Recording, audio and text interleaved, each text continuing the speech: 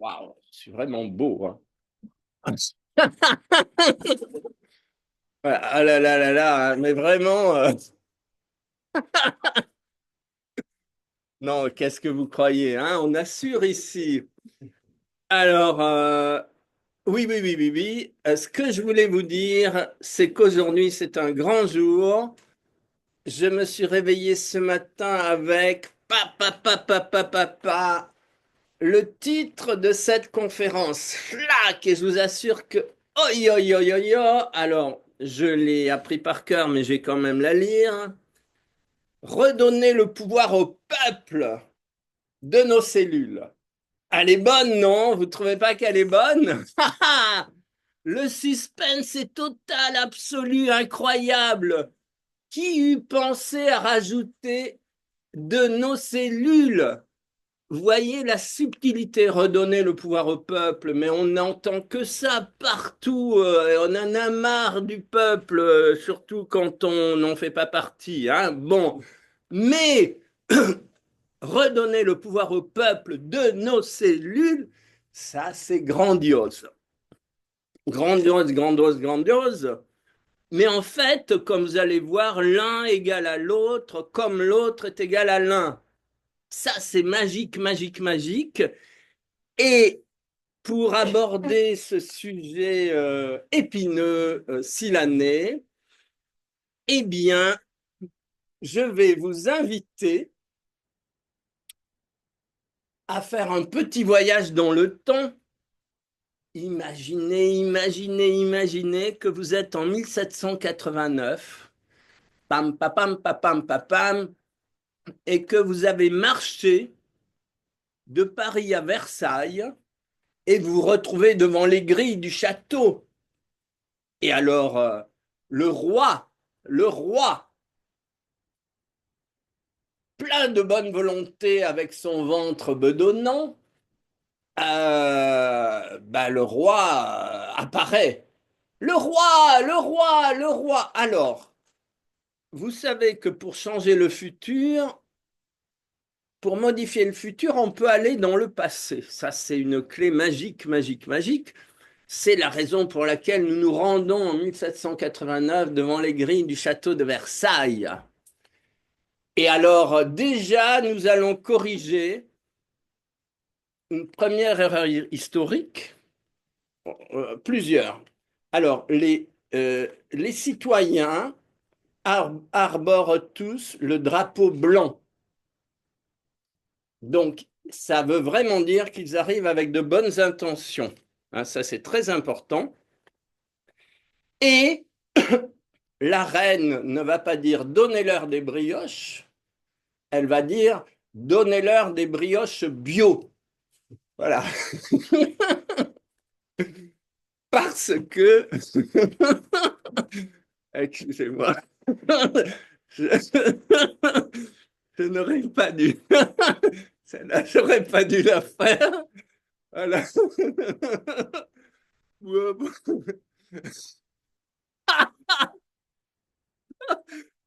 Oh là là, c'est terrible de,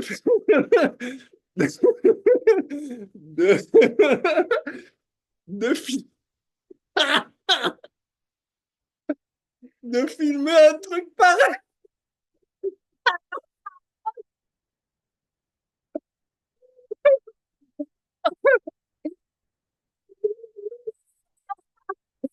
Je l'aime bien, Marie-Antoinette. C'est pour ça que je veux la sauver. Elle aurait rajouté bio. Elle était sauvée. Trois lettres. Il lui a manqué que trois lettres pour sauver sa tête. Vous imaginez? Tout ça pour une histoire de brioche. Enfin bref, le roi a dit OK, la brioche, allons-y pour la brioche bio. Parce que si vous voulez, le roi, il était extrêmement vigilant à la santé de ses cellules. et donc à la santé de son peuple. Vous comprenez? Parce que le peuple, eh ben, c'est les cellules du roi. Et c'est là qu'est la question. Alors, notre bon roi Louis XVI va proposer des mesures qui vont éradiquer toutes les contestations de la Révolution. On va annuler, après avoir fait donner au peuple de la brioche bio par respect pour sa santé, on va annuler tous les ferments de la Révolution. Ça, et en soi, c'est encore plus révolutionnaire. Vous imaginez une révolution à l'intérieur de la Révolution qui annule la Révolution. Alors là, c'est du grandiose, c'est la totalité. C'est une façon de rendre cette révolution universellement célèbre. Donc, déjà, le roi va dire, au lieu de donner le pouvoir aux tiers États, dont il a doublé la représentation, ce qui était une erreur fondamentale, bah, on va faire donc le roi, c'est lui qui a proposé le drapeau bleu-blanc-rouge, et du coup, on renverse tous les trucs, quoi. Et nous nous retrouvons dans une deuxième étape à Notre-Dame de Paris, à l'intérieur de Notre-Dame, récemment célèbre, où vous avez la convocation des États généraux avec le roi sur son trône, tout le clergé autour de lui. D'un côté de la travée, vous avez la noblesse, les représentations de la noblesse, et de l'autre, vous avez les représentants du tiers-État. Et là, le roi va proposer une grande réforme, c'est-à-dire qu'il va proposer de rajouter au prélat catholique une représentation de tous les enseignements et de toutes les religions présentes dans le royaume. Et ceci aura pour déboucher, si vous voulez, le fait que dans l'enseignement qui sera donné aux enfants, il y aura dans les programmes euh, une représentation de toutes les religions de façon à ce que, au lieu d'amener les citoyens à se juger les uns les autres sans connaître les fondements religieux ou spirituels sur lesquels ils s'appuient, eh bien, chacun ait une conscience spirituelle dès l'origine de sa vie, enfin dès l'enfance. Ensuite, il va transformer l'aristocratie, la noblesse, on va rajouter tous les représentants de la justice, et ensuite, pour le tiers-État, on va aussi améliorer la représentation. Et à partir de là, nous allons pouvoir bâtir la nouvelle conscience d'un État. Il y a beaucoup de choses à dire là-dessus. Mais au niveau individuel, nous avons toujours esprit, âme et corps, les trois éléments essentiels. Et donc, euh, la société va attribuer un tiers, un tiers, un tiers à chacune des activités. Donc, si vous voulez, pour le corps physique, il y a le travail que chacun a le droit d'exercer. Pour l'âme, il y a les relations sociales et donc tout le travail social, le travail d'entraide, le travail de communication, le travail de réunion, le travail d'association, et balabalabala. Et pour l'esprit, eh bien, il y a la possibilité chaque jour de travailler sur l'élévation de sa conscience.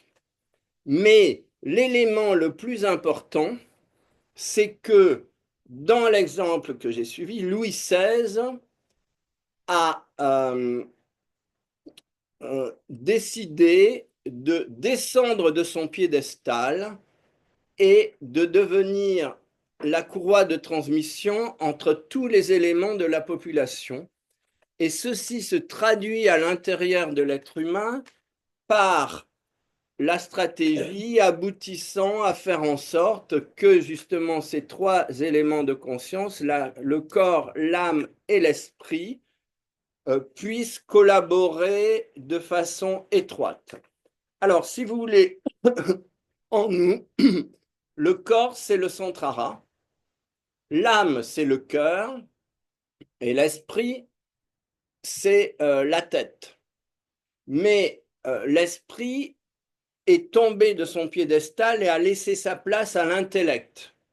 C'est comme si le chakra coronal avait donné la direction de l'organisme au troisième œil et bye bye, c'est le troisième œil qui a pris le pouvoir. Il se croit clairvoyant alors qu'il ne comprend rien. Et donc, il s'agit de remettre euh, on va dire, le faux esprit au service des cellules. Donc, nous allons faire un petit exercice à cette fin. Donc, et cet exercice a pour but, en faisant tomber le faux esprit ou le roi de son piédestal, de rétablir l'harmonie entre toutes les cellules et de redonner le pouvoir à notre peuple cellulaire. Et c'est cela que Louis XVI eût pu faire s'il avait, comme moi, été conseillé par le peuple des tortues. Voilà, parce que les tortues ont une conscience considérable. C'est un animal sacré dans les pays orientaux, car la tortue porte le ciel sur ses épaules et elle est donc une représentation de la conscience totale. C'est la raison pour laquelle je me suis mis une tortue au cou ce matin. La la la. C'est pour devenir un peu plus intelligent. Voilà. Je sais que c'est difficile, mais bon. Et à partir de là, donc ferme les yeux, expire profondément. Et maintenant, je t'invite à entrer en contact avec ta zone cérébrale. Donc, tu as les deux hémisphères cérébraux. Quand tu donnes le pouvoir à ta zone cérébrale, tu donnes le pouvoir à la dualité en toi.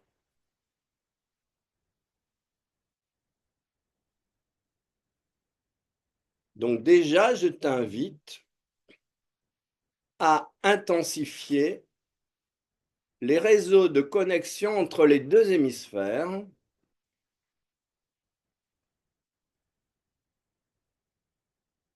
Et je t'invite aussi à relier ton troisième œil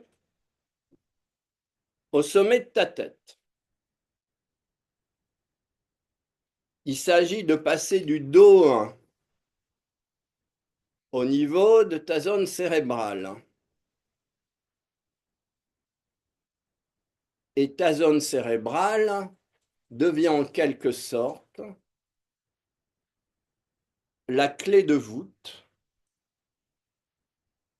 de l'ensemble de ton organisme, un peu comme la carapace de la tortue est la clé de voûte ou le ciel qui protège l'ensemble de sa structure. Et maintenant, eh bien,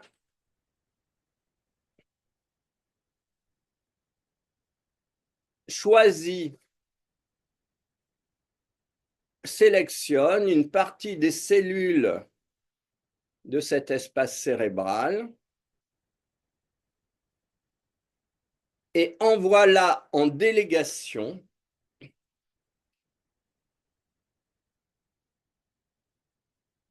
vers ton chakra du cœur, là où réside l'âme.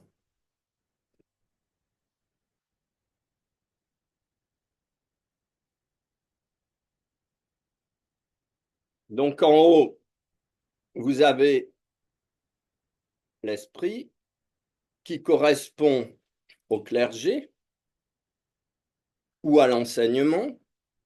Au niveau du cœur, vous avez l'âme qui correspond à l'égalité, à l'administration, à la justice, ce qui fut jadis la noblesse. Et donc, on renverse les processus. Ce n'est plus la noblesse qui va s'incliner uniquement devant l'esprit, mais l'esprit fait l'effort d'aller rendre hommage à l'âme pour l'extraordinaire travail qu'elle accomplit. Et là, parce que c'est l'âme qui fait vivre les cellules grâce à l'amour qu'elle distribue en permanence dans tout notre organisme.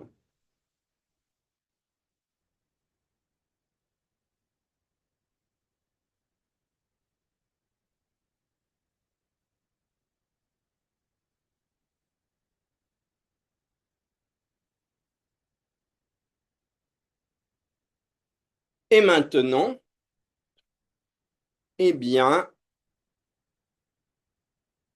une délégation de l'esprit et de l'âme vont se rendre dans le Santrara pour rendre hommage et collaborer et proposer une collaboration étroite et absolue avec les cellules du corps physique, celles qui génèrent les ressources dans le plan physique et qui correspondent, bien sûr, à la conscience physique du corps, alors que la conscience de l'âme des cellules se trouve dans le cœur et la conscience de l'esprit des cellules se trouve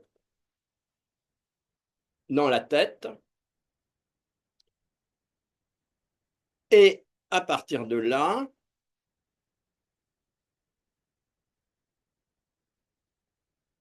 nous inaugurons le règne de l'unité entre les trois courants qui régissent le monde dans lequel nous nous trouvons, qui dans la chrétienté représentent le Père, l'enseignement, l'espace cérébral, le Fils, le Christ, la zone cardiaque, l'âme, et la Mère Saint-Esprit, qui se trouve, dont le cœur se trouve dans notre Santrara et dont on retrouve une représentation dans la cellule avec membrane, cytoplasme et noyau. Tout, absolument tout, fonctionne sur une dimension trinitaire de la cellule à l'être humain, à l'état, à à la conscience solaire, à la conscience divine. Tout, absolument tout, est régi par la Trinité. Et à partir de cette unification trinitaire des trois grands principes à l'intérieur de toi, ces trois principes unis envoient l'amour dans toutes tes cellules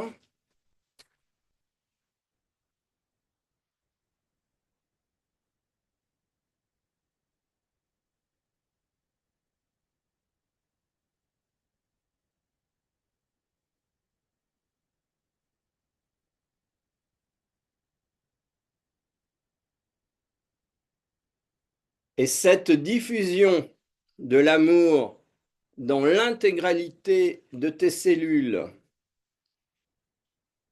élève la fréquence vibratoire de tes cellules, donc de ton corps, et réaliser au niveau d'un état, élève à la fois la conscience individuelle des individus dans l'état, et élève la conscience globale de cet état ou de cette nation. Voilà, et c'est cela, le nouveau qui vient, c'est cela qui était la mission de la Révolution française, et c'est cela la mission qui incombe maintenant aux forces vives de notre nation et de toutes les nations. Créer, recréer ces courants d'énergie qui circulent à la fois dans le corps individuel et dans le corps social pour faire en sorte qu'une nouvelle humanité émerge des décombres de l'ancienne. Voilà. Et il s'agit de rendre ces décombres vivants. À l'intérieur de chaque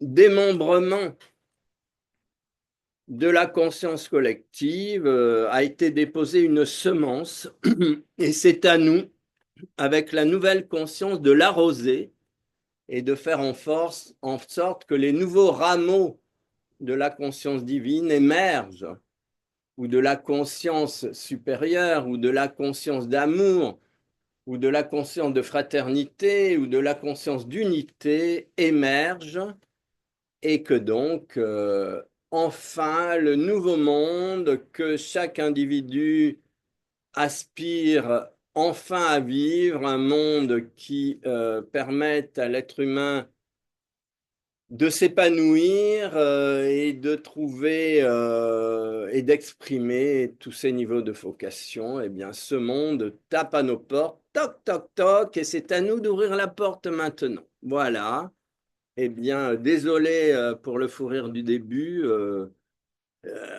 mais bon, c'est comme ça, hein. C'est la loi du direct, comme on dit dans nos médias traditionnels. Voilà. Merci infiniment de m'avoir écouté, peut-être jusqu'à la fin. Et n'oubliez pas, j'aime et et tous les petits trucs. Faites des commentaires et tout ce que vous voulez pour aider à la diffusion de ce travail. Merci beaucoup.